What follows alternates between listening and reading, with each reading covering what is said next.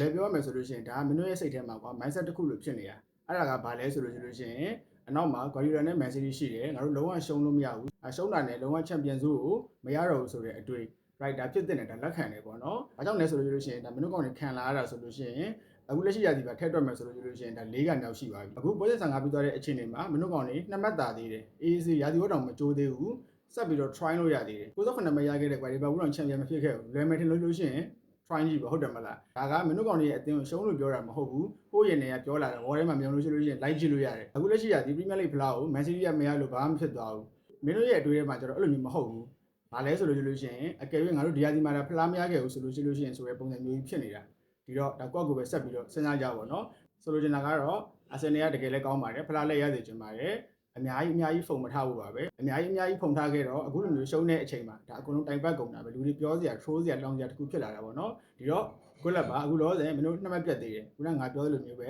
လွယ်မယ်ထင်လို့ရှိရင် try ကြည့်ပေါ့